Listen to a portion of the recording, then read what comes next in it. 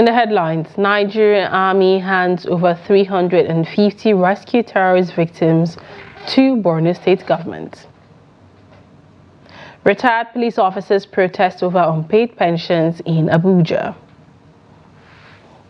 Electricity workers lockout minister issue 14-day ultimatum.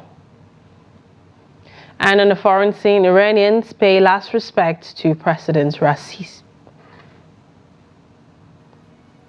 Hello, welcome to News Update. My name is Lilian Ogazi.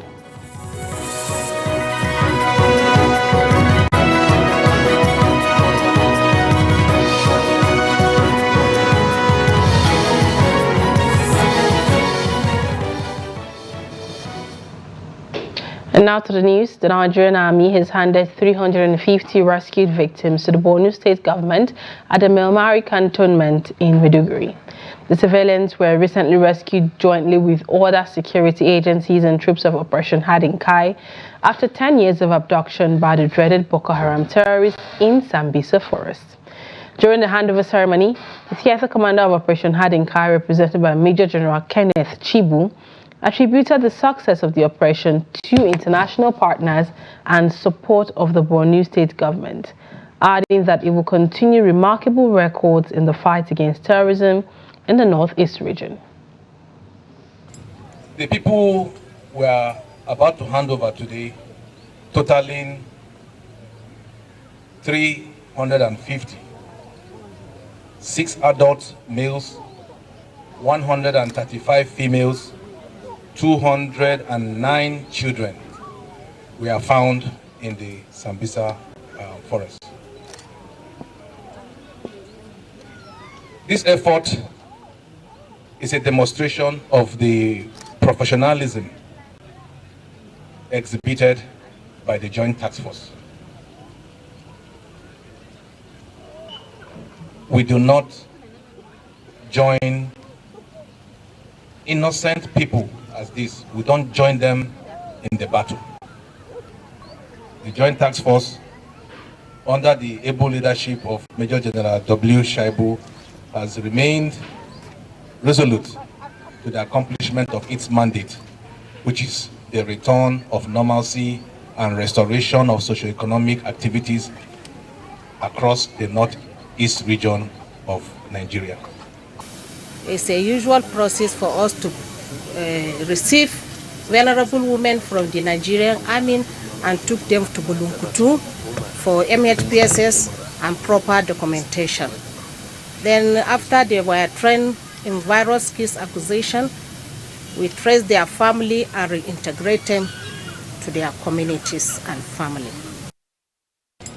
The people we are about to hand over today, totaling 350, 6 adult males, 135 females, 209 children were found in the Sambisa forest.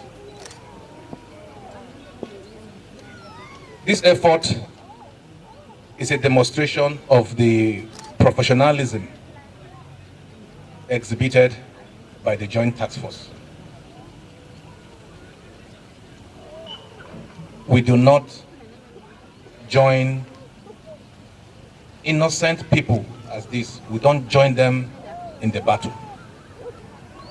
The Joint Task Force, under the able leadership of Major General W. Shaibu, has remained resolute to the accomplishment of its mandate, which is the return of normalcy and restoration of socio-economic activities across the northeast region of Nigeria. It's a usual process for us to receive vulnerable women from the Nigerian Army and took them to Bulunkutu for MHPSS and proper documentation. Then after they were trained in virus case acquisition, we traced their family and reintegrate them to their communities and family. Meanwhile, troops of the 6th Brigade Nigerian Army Sub-Sector 3 Operation Wellstroke in Taraba State have captured 6 suspected kidnappers. The troops also rejected 2 million naira bribe offered to them by the suspect.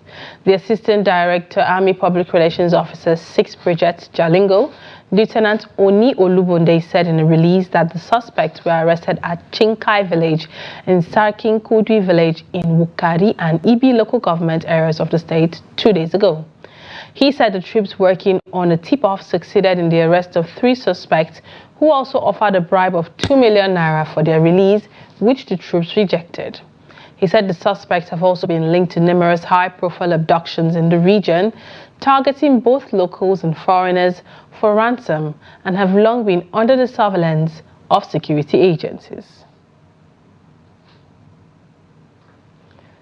Troops of 1 Division Nigerian Army Headquarters, Kaduna, have killed 7 terrorists at Udawa village in Chikun local government area and Kagwa village in Briningwari local government area, all in Kaduna State.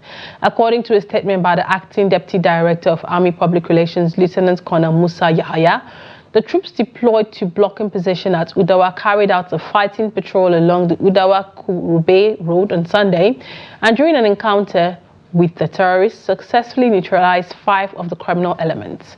He said that the troops during the operation recovered several weapons from the terrorists, including 1 empty AK-47 rifle magazine, a pump-action gun, 6 cartridges, and several other dangerous weapons. During the troop in the operation exploited the general area and recovered 1 AK-47 rifle and 2 motorcycles. The retired police officers of Nigeria under the contributory pension scheme are protesting in Abuja over several months of unpaid pension. They came from different state chapters lamenting the untold hardship faced by members over PENCOM's failure to pay their entitlements. The retirees are asking the federal government to remove them from the contributory pension scheme.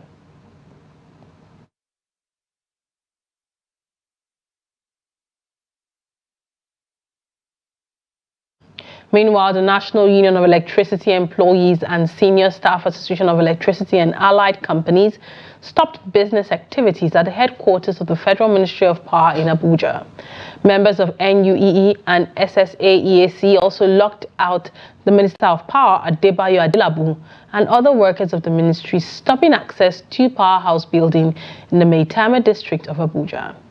The acting General Secretary of NUEE, Ibuike Dominic, said the shutdown of the Power Ministry would continue until the government listens to the demands of the union or calls for a meeting to address the issue.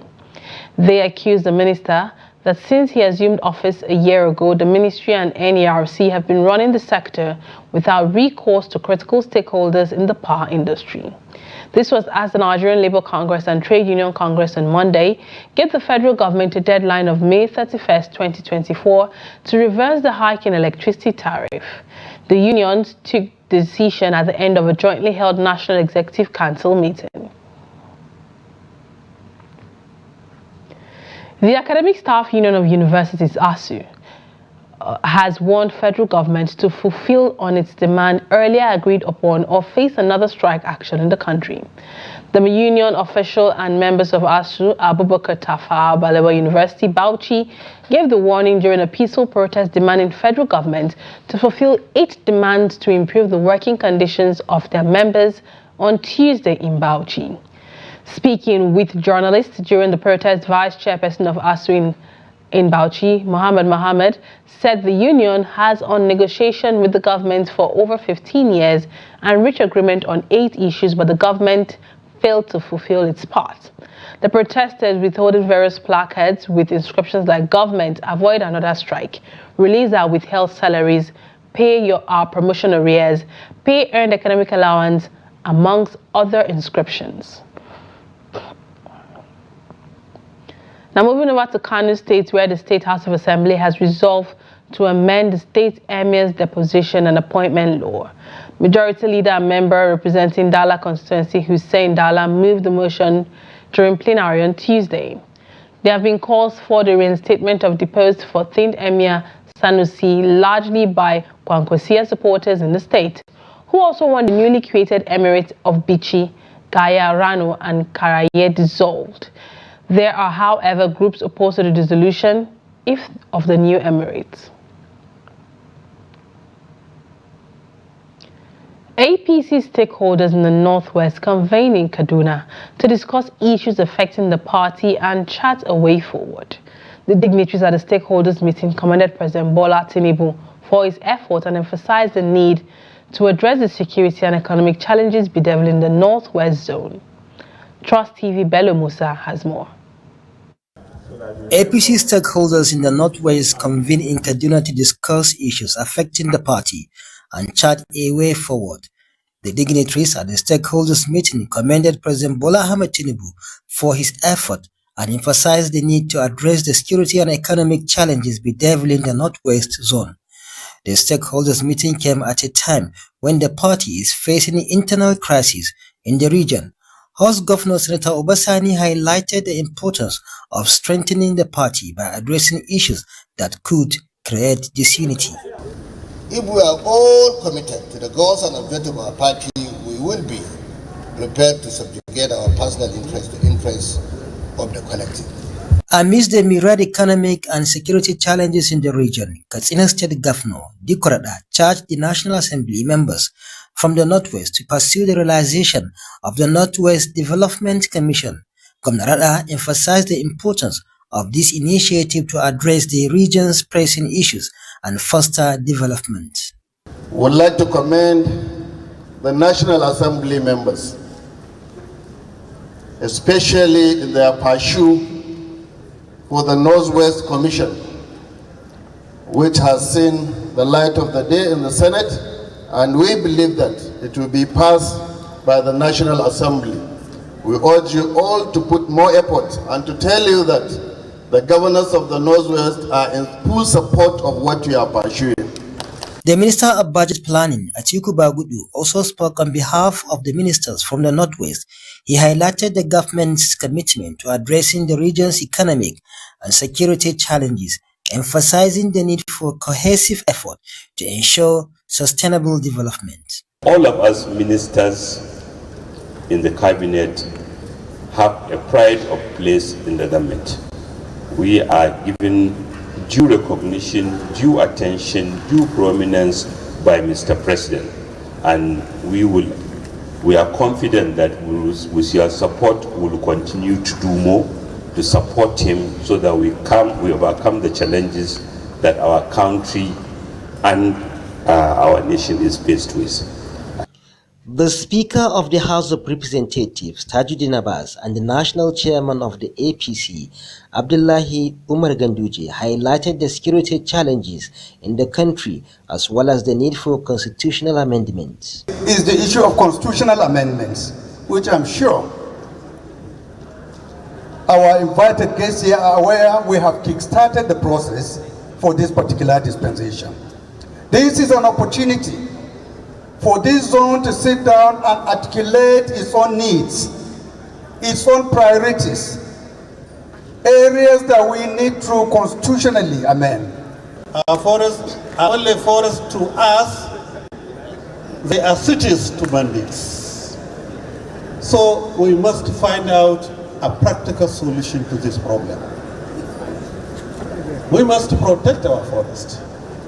We must train forest rapid response squads. The meeting had in attendance the present and past governors of APC from the region, members of the National and State Assembly, ministers and other APC stakeholders in the region. Bello Musa, Trust TV News Kaduna.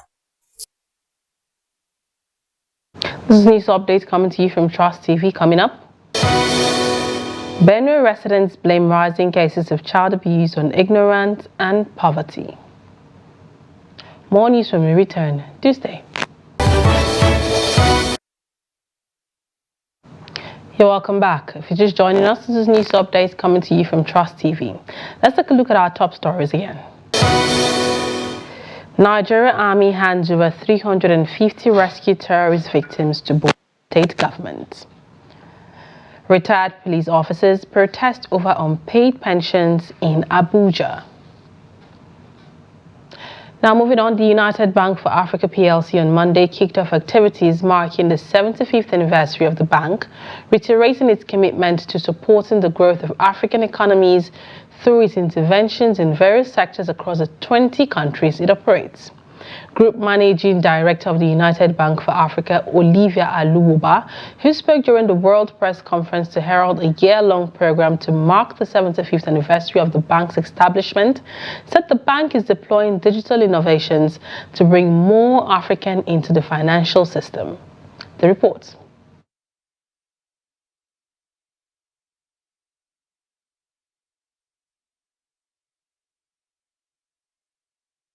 And make sure we increase the number of Africans that have banking relationship. When we landed in Ghana in 2005, that was one of the first things UBA did. We removed initial deposit that's required for banks so that we can drive financial inclusivity. Today, too, we are using digital means to ensure that we get to everyone in Africa.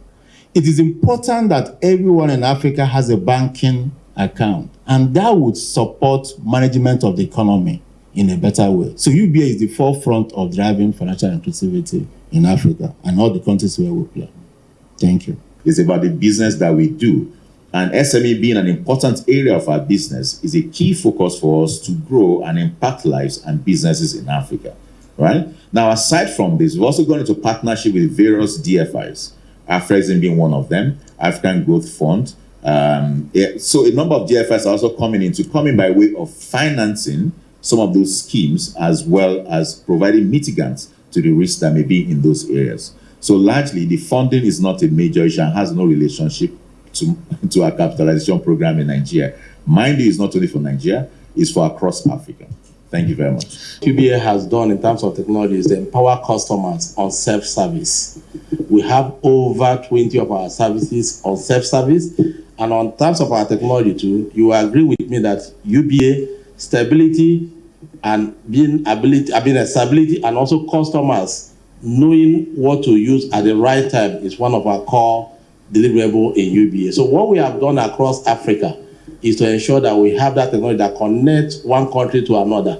You can, with UBA technology, you can transfer money from Togo to Ghana, from Ghana to Kenya, without not coming into the banking hall. So we have done that with technology. And in terms of fraud, too, one of the things we have also done is that as we empower customers, we also show that we have that underlying technology that will prevent customers from losing funds. Today, UBA is a safe haven for customers' funds. A relativity, when you look at operating expenses, it has to be related to the scale of the business. You cannot, for instance, compare the size, absolute size of operating expenses of UBA to the absolute size of operating expenses of another operation that's probably about half in terms of scale and size. But what is important is that you compare the revenues as well and the net returns from all of those. And I think on that point, UBA is very reasonably comparable to relevant peers. Meanwhile, residents of Borno State have blamed the rising cases of child abuse on ignorance and lack of adequate awareness on the dangers of the act. Reacting to cases of kids, especially minors, roaming the streets in the metropolis after leaving their villages, residents are saying that such children are being molested, sexually abused, or forced into child labor and prostitution. Jimmy Azande reports. These kids are mostly from remote villages who leave their biological parents, with or sometimes without their approvals, to the city center, while some are unaccompanied minors roaming the streets of Makudi and other urban settlements, searching for survival means. However, this is now drawing widespread condemnation from members of the public who say child labor, hawking, prostitution and rape, which most of the children are exposed to, spell doom for their future. Actually, I don't believe in the idea of sending my child out there in the city for someone to be trained on my behalf. That is why I always encourage parents to give birth to a certain number of children that they can take care of. Taking care of your child doesn't necessarily mean you have all the finances in the world. As a parent, you just need to be with your child, support him financially, physically, And psychologically, there are some people that don't necessarily support children in this way. Sometimes when you send your child out there, your so-called relative might turn the child into a street hawker, and then you staying in the village might feel that my child is in a safe hand, but in the actual sense, your child will be suffering out there. They are lured to the city because of poverty and the ignorance of their parents, who many times are deceived into thinking that they will have a better life through education for the kids. The reason why most people send their children to the big brothers in town, as some may call it, is one, because of financial imbalances, that they cannot take care of those children on their own, and so they always feel it is a kind of help from those people. In most cases, these people came in a deceptive form. They present the situation in a way that one would be interested. Stakeholders are urging parents to reconsider the plight of the kids who have been left unchecked for too long. Those children too have the right to be in school. And those children who are hawking out there are exposed to so many dangers, especially, I would say, even sexual harassment, because these days you find children being abused sexually. The absence of basic infrastructure in the villages, experts say, is a major reason for rural to urban migration in the state. They urge governments at all levels to provide basic amenities at local levels in order to save children from abuses. Jimmy Azandi, Trust TV News, Makurdi. The 210,000 barrel per day Port Harcourt refinery may finally commence operations by the end of July after several postponements. The new date was disclosed on Monday by the National Public Relations Officer, Independent Marketers Association of Nigeria, Chief Ukadike Chinedu. He stated that the development would stimulate economic activities, reduce the price of petroleum products, and ensure adequate supply. Last year in December, the Minister of State for Petroleum Resources, Heineken Lokbobiri, announced the mechanical completion and flare start-off of the biggest crude refinery in Port Harcourt.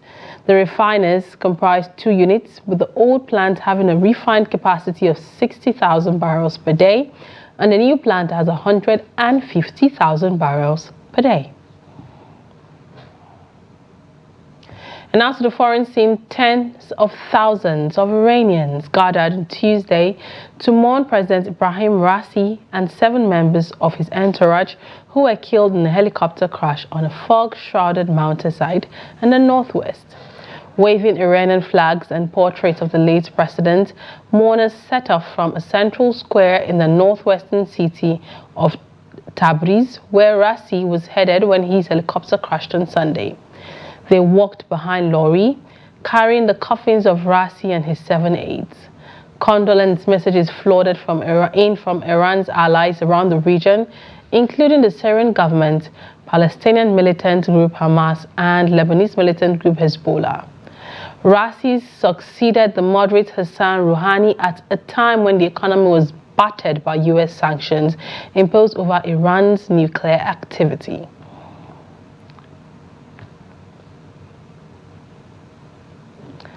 A tragic incident unfolded in Kenya's capital on Monday as a 3-story building undergoing demolition suddenly collapsed, trapping numerous people under the rubble.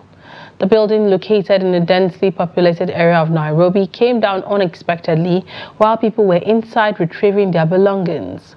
Local resident Faith Opuko reported that up to 10 young men might be trapped in the debris. The disaster has prompted immediate action from authorities, who have ordered the evacuation and demolition of several buildings in the area. These measures are a response to the unusual heavy rains that have plagued Kenya during its rainy season, which starts in March and can extend through June. The torrential downpours have caused widespread flooding, exacerbating the risk of structural failures in many buildings.